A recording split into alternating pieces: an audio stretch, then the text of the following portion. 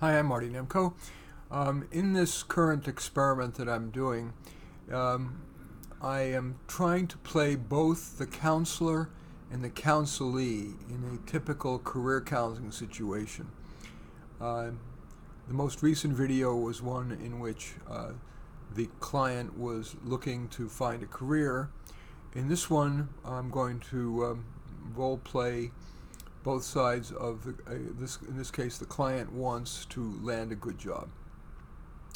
So you'll see how I change characters from one to the other. We'll call this person Mary, the client.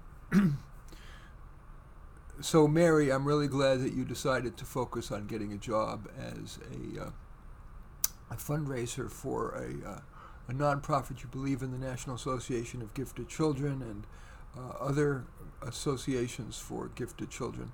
Um, the next step is in figuring out the right way or ways for you to be trying to land that job.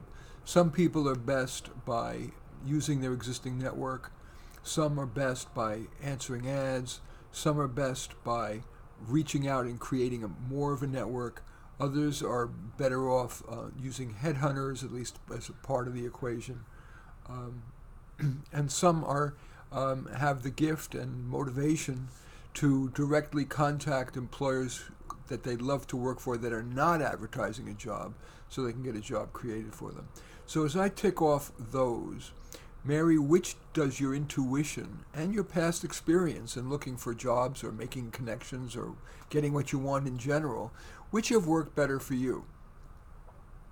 Well, Marty, networking has worked well for me, but I've just moved to this area, and so I don't have much of a network.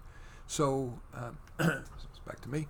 So, it sounds like what's crucial is to build your network. And there's, in this limited mini session that we have, I'd like to talk about one core way to build your relevant network, and that is your professional association. So if you're trying to get a job in fundraising for gifted kids, there are fundraising organizations. I'm not a human computer, but I think there's something called the Association for Philanthropy. And of course, you can just Google association fundraising, association development, association philanthropy, and likely find both a national organization as well as, and maybe more critically, local chapters. What is ideal for somebody who's trying to build their network is not just to attend the meeting, although that's important, and I'll talk a little bit about how to do that, but also get involved in the organization, ideally on a committee, because committees meet again and again, so you have a chance to build a relationship. And the best committee of all is the program committee, because that's choosing the speakers, so you get to connect and talk with people who are going to be speakers, who are there for heavy hitters and therefore likely to help you get hired. Does that make sense? I can go into more detail about how to make the most of a meeting, that is a chapter meeting in your association, and a professional national meeting. But first I need to validate with you, is that feeling on the mark, off the mark? What do you think, Mary? Well, I'm a little shy actually, and I'm better at at networking organically, like with my friends and family and people at school. So I'm a little nervous about it. Okay, back to me. I certainly understand. We have two choices. We can either accept that as a given, or we can just kind of define this as an area for growth, because this is not a genetic thing. You can get better.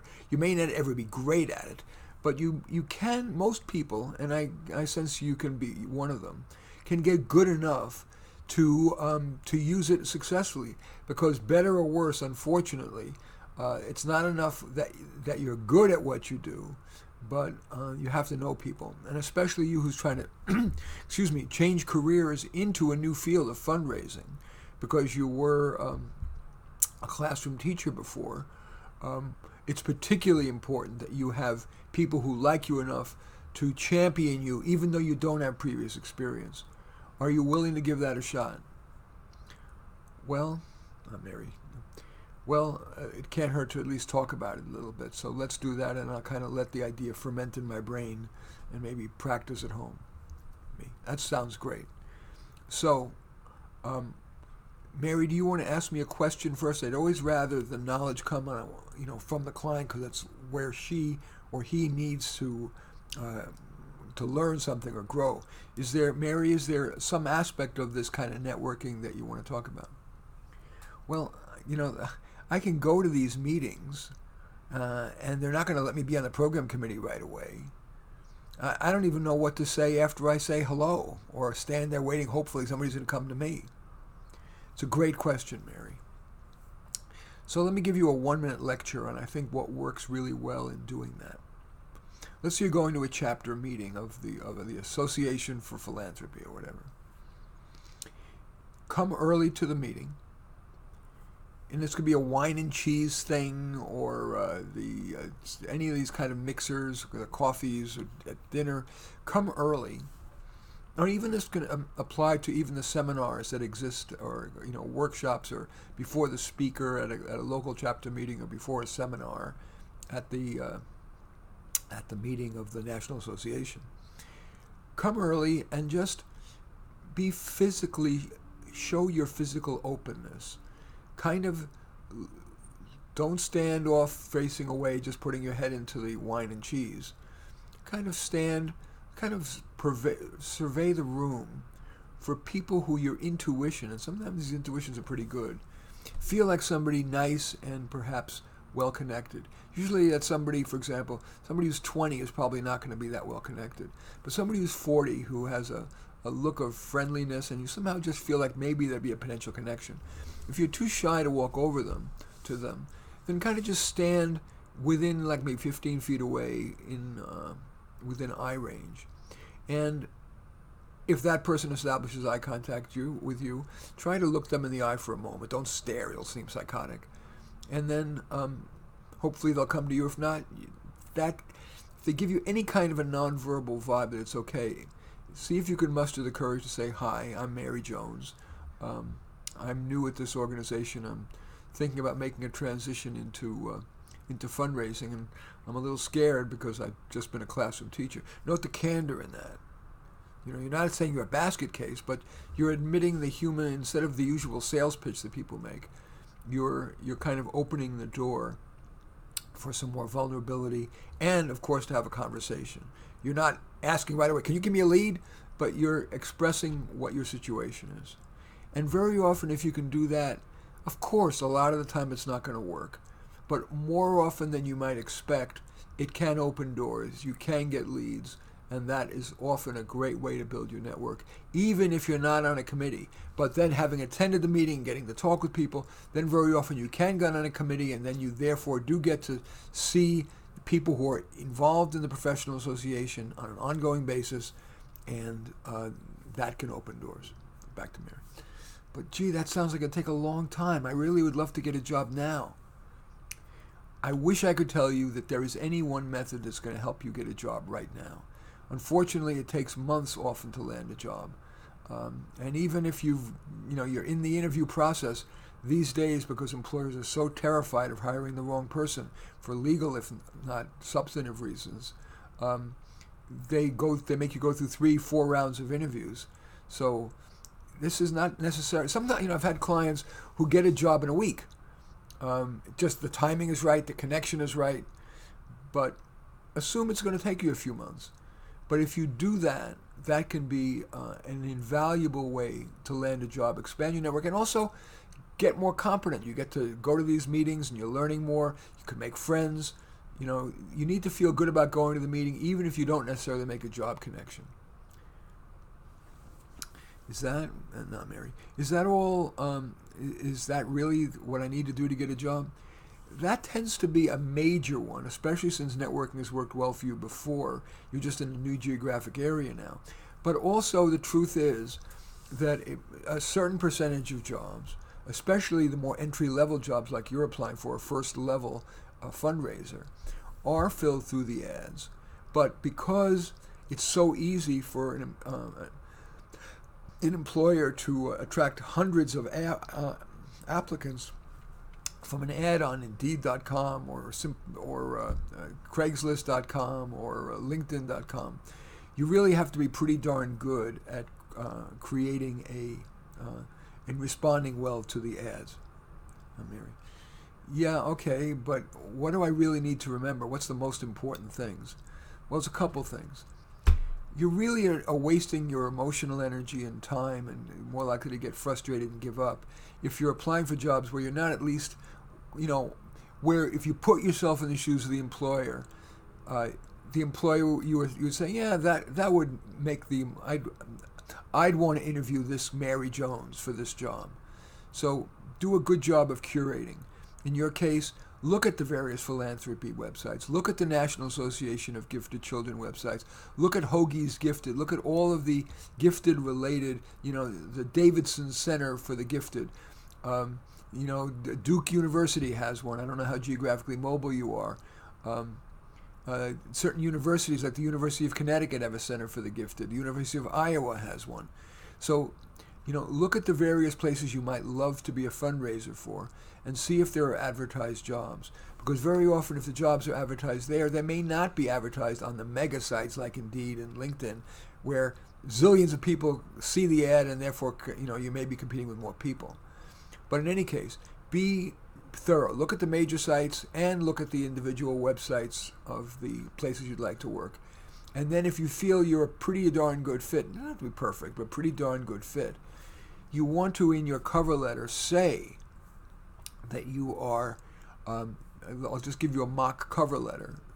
And of course, you'll customize your resume as well with the right keywords and to match the requirements as much as you can honestly can in the job, matching what's in your resume and LinkedIn profile with what's in the job ad. So a cover letter, which sometimes the application forms don't allow you to have a separate cover letter, so you can just append it directly to the resume. So it could be something like, I am excited to, dear, if you probably don't know the name, but dear employer, I am excited to see your job number 4362B for a development person, a fundraiser, level 1 for the National Association of Gifted Kids, because this is an area of primary love for me. And I also believe I meet your requirements. And so then right after that, you write down the words job requirement and you copy it straight from the ad, what they're looking for, and underneath how I meet the requirement. And to the best you can, you say how you meet the requirement. And then you do that for another. You say job requirement, and you again copy word for word what was in the ad, one of the things that's required, and underneath it, how I meet the requirement. You do that for 3 of the items that you best can meet, the requirements you can best meet that are in that job ad. And then after that little chart, you say, of course, there's more to me that can be summarized in a chart. People say they enjoy working with me because of blah, that you're easygoing yet diligent, whatever it is that's true. And then you say, so I'm hoping you'll interview me. I'm attaching a little white paper, and that's a key piece of collateral, by the way, especially if you're a career changer. A few-page white paper which talks about my favorite approaches to fundraising, especially as it pertains to gifted kids. Hopefully that'll help you get a better sense of who I am, sincerely. So that's a great letter. That little white paper is something that you can get derived. Think of it as a term paper like you were back in college. And, just simply a Google search or reviewing websites that are regarding fundraising or even regarding gifted kids, and copy and paste nuggets from that internet search and then put them into a reasonable order, and you create that 2-page paper that's something like 7 keys to effective fundraising for gifted kids, gifted charities for gifted kids or nonprofits for gifted kids. So, Mary, that was about 3-minute lecture worth on answering ads. I'm curious what you're really feeling as you're listening to all this. I feel like I've talked too much. No, I don't think you talked too much. I needed to get some of this education. I'm just a little nervous about whether I can do this. Marty, will you work with me on creating this cover letter? You know, Mary, I found that it's actually most empowering and most useful, and make sure you have your voice, that I'd like you to draft it yourself. I'll then review it with you. Ethically, I'm not going to rewrite it, but I will make suggestions based on what you send me, and we can work on that in the next session. Also, I think in our next session we need to work on kind of a 30-second pitch that you would use both on the phone or in interviews or in emails that explain why you're making the transition from teaching, what makes you think you'll be good at fundraising, all in about 30 seconds, because that's going to end up being quite a potent message. Also, we need to work on what are called PAR stories. That is having three stories that describe a problem you faced at work, how the clever or dogged way you approached it, and the positive result. Now, I know you've been a teacher, so you can't give fundraising examples unless maybe you have done some volunteer fundraising. But they would be they can be stories that would impress the target employer. That make, for example, that you were quite dogged, which unfortunately is going to be required as a fundraiser. So, stories that demonstrate a PAR story, problem, approach, result, a PAR story that demonstrates your doggedness will help. So I'd like you to work on, at home, coming up with 3 PAR stories that you think might impress, and your cover letter, and create a customized resume. And again, I'm not expecting it to be great, but I'd like you to take a first shot at all of those. And then on our next session, we'll go over those together. And I'm optimistic that, I can't say that sooner or later, but that you will effectively make that transition. Mary, how are you actually feeling right now? A little scared, a little overwhelmed, but I'll take a shot at it. Okay, so Mary, you want to figure out when we should get together? Sure. And that's it. So that's the end of that role play.